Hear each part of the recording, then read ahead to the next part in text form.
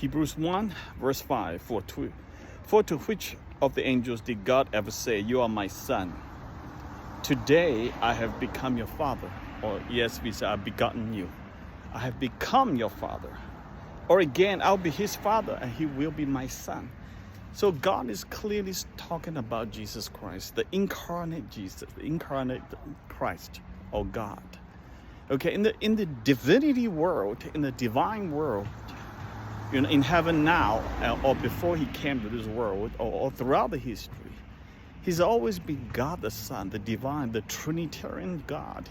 As God himself sitting on the glorious throne, co-equal with the Father, when he came to this world, he was revealed to the world as a human, okay, with the Spirit of God in him.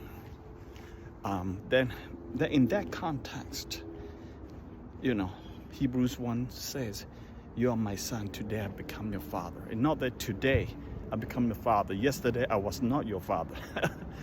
Today I become your father in the human context. I love that.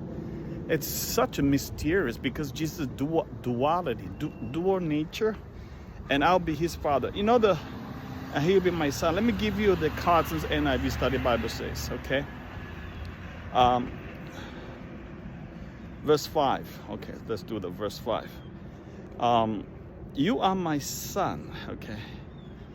You are the exposition begins Psalm 2:7. I will proclaim the Lord's decree. Say to me, you are my son, today I become your father. That's in Psalm. That's an exact fulfillment of Psalm chapter 2, verse 7. 2 Samuel 7:14. I'll be his father, he'll be my son. When he does wrong, I'll punish him with a rod, wielded by man, and floggings, inflicted by human hands. But my love will never be taken away from him, as I took it away from Saul. That's actually prophetic speaking to David's son, the eternal king. And the people thought that is Solomon, but that's not Solomon. That's prophetically pointing all the way about a couple of thousand years later to Jesus Christ, the Son of God.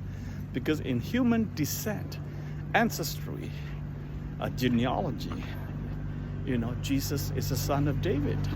So that's how it works. So the further promise that God will subordinate all the earth to Jesus, to him. Psalm 2:8, verse 8 to 10. I will make the nations your inheritance, the ends of the earth your possession. You will break them with a rod of iron. You will dash them to pieces with pottery. So the entire world will be subjected to Christ. That's already prophesied thousands of years ago. God speaks of this royal installation in highly figurative terms. You are my son, today I become your father. Okay, that's from Psalm 2, verse 7. I said that.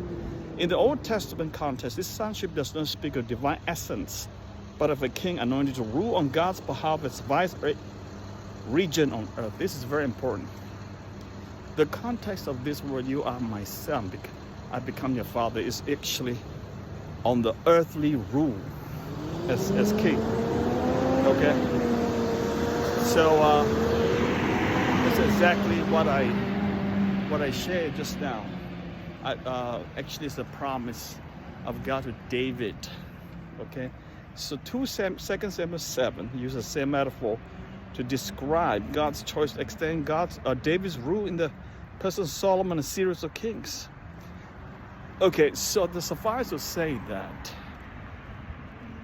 I will be his father and he will be my son, seriously referred to immense power be attached to Christ.